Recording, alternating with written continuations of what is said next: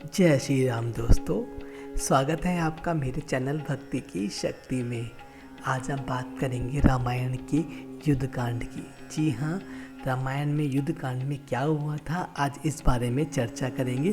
तो नाम लीजिए, जय श्री राम, जय श्री राम, जय श्री राम। लंका दहन की कहानी हिंदू पौराणिक कथा रामायण के समय की है, जब भगवान विष्णु जी ने पृथ्वी पर इंसानों को लंकापति रावण नाम के राक्षस के आतंक से बचाने के लिए श्री राम के रूप में अवतार लिया था। इस युग में भगवान श्री राम ने अयोध्या के राजा दशरथ जी के ज्येष्ठ पुत्र के रूप में जन्म लिया। भगवान विष्णु के इस अवतार की कहानी को रामायण के 7 अध्यायों में बताया गया है। उनमें से एक कांड है युद्ध कांड। इस कांड को लंका कांड भी कहा जाता है। लंका दहन की कहानी इसी कांड में दर्शाई गई है, जब भगवान राम के सबसे बड़े भक्त हनुमान जी माता सीता की खोज के लिए लंका गए और वहां माता सीता से भेंट करने के बाद उन्होंने लंका का दहन किया। तो चलिए इस कहानी को विस्तार से बताते हैं। भगवान श्री राम अपनी पत्नी सीता और अपने छोटे भाई लक्ष्मण के साथ वन में जीवन व्यतीत कर रहे थे। तभी लंकापति रावण ने उनकी पत्नी सीता का हरण कर लिया। भगवान राम और उनके भाई लक्ष्मण माता सीता की खोज के लिए दर दर भटक रहे थे। तब उनकी मुलाकात भगवान शिव के वानर अवतार हनुमान जी से हुई। वे प्रभु श्री राम के सबसे बड़े भक्त थे। श्री राम ने हनुमान जी को सीता हरण के बारे में बताया। तब वे श्री राम और उनके भाई लक्ष्मण को किशकिशा के वानर राजा सुग्रीव के पास ले गए। वहाँ श्री राम की वानर राज सुग्रीव के साथ मित्रता हो गई। सुग्रीव ने अपने भाई बाली के बारे में श्री राम को बताया, जिसने सुग्रीव के राज्य तथा उनकी पत्नी को उनसे छीन लिया था। वह बहुत ही बलशाली था। तब श्री राम ने बाली का वध कर सुग्रीव को उनका राज्य वह उनकी पत्नी को सम्मान सहित सौंपा। उसके बाद सुग्रीव ने श्री राम से माता सीता को खोजने में मदद करने का वादा किया। श्री राम और उनके भाई लक्ष्मण सुग्रीव और उनकी सेना को साथ लिए माता सीता की खोज करने के लिए चल पड़े।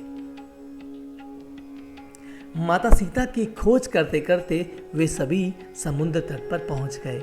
वहाँ उन्होंने देखा कि दूर दूर तक सिर्फ समुद्र ही नजर आ रहा है। ऐसे में माता सीता की खोज कैसे होगी? तभी हनुमान जी ने भगवान श्री राम से कहा, प्रभु, मुझे भगवान ब्रह्मा द्वारा कुछ शक्तियाँ प्रदान हुई है, जिससे मैं हवाई रास्ते से समुद्र की दूसरी ओर जाकर माता सीता का पता लगाकर आ सकता हूँ। तब श्री राम ने हनुमान को अपनी एक अंगूठी देते हुए कहा कि हनुमान, ये अंगूठी माता सीता को दे देना और उनसे कहना कि वह जल्दी लंका पहुँच जाएंगे और उन्हें रावण के बंधन से मुक्त करा देंगे।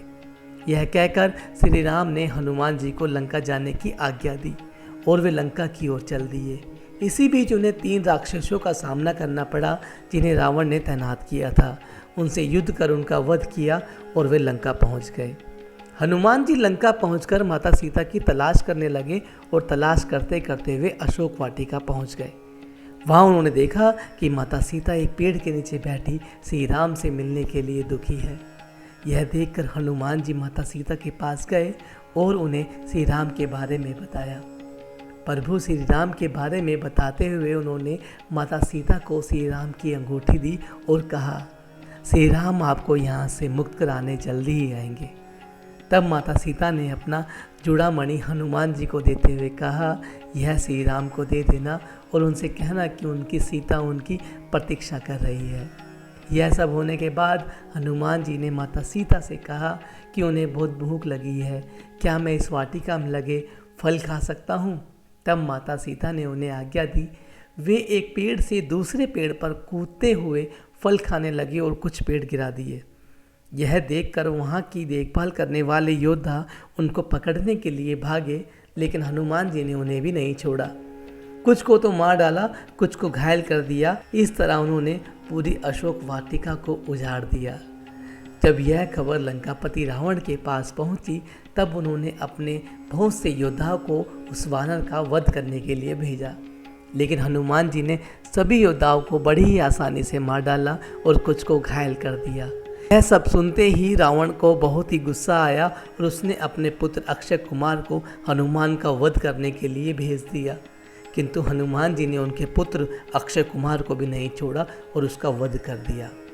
रावण अपने पुत्र के वध की सूचना सुनते ही और अधिक क्रोधित हुए और उसने अपने दूसरे पुत्र इंद्रजीत को, उस वानर को जिंदा पकड़कर सभा में लाने का आदेश दिया।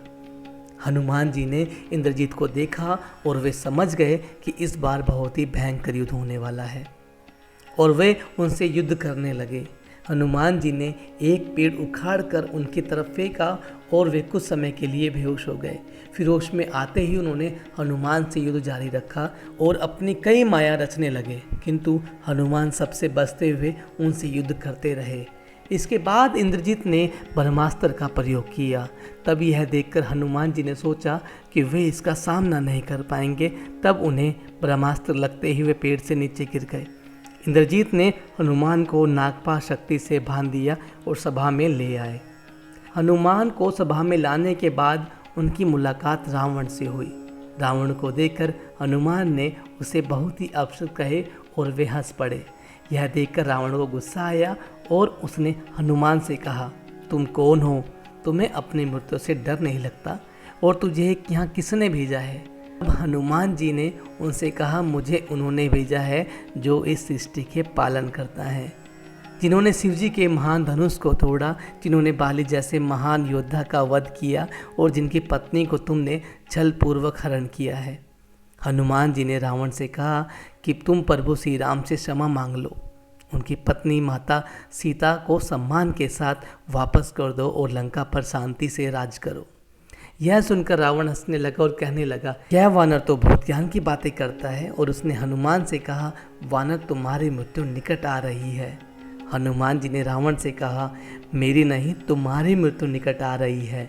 यह सुनकर रावण क्रोधित हुआ और उसने अपने योद्धाओं को हनुमान का वध करने का आदेश दे दिया और सभी उठ खड़े हुए। रावण के भाई विभीषण ने उन्हें रोकते हुए रावण से कहा, यह दूत है और किसी दूत को सभा में मार डालना नियमों के खिलाफ है। रावण ने उन्हें रोका और सभी से पूछा, इसे क्या सजा दी जाए। उनमें से एक योद्धा ने कहा, वानरों को अपनी पूंछ बहुत प्यारी होती है, क्यों ना इसकी पूंछ पर कपड़ा लपेटकर तेल डालकर आग लगा दी जाए। रावण ने हनुमान की पूंछ पर आग लगाने का आदेश दे दिया। हनुमान की पूंछ पर कपड़ा लपेटा जाने लगा, किंतु उनकी पूंछ लंबी होती चली गई। राज्य का सारा तेल और कपड़ा उनकी पूंछ में ही लग गया। फिर जैसे तैसे उनकी पूंछ में आग लगा दी और उन्हें छोड़ दिया। हनुमान जी की पूंछ में आग लगती ही उन्होंने एक महल से दूसरे महल में कूदना शुरू कर दिया और पूरी लंका में आग लगा दी।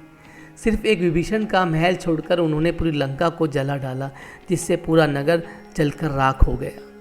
फिर उन्होंने समुद्र में जाकर अपनी पूंछ की आग बुझाई और वापस लौट गए।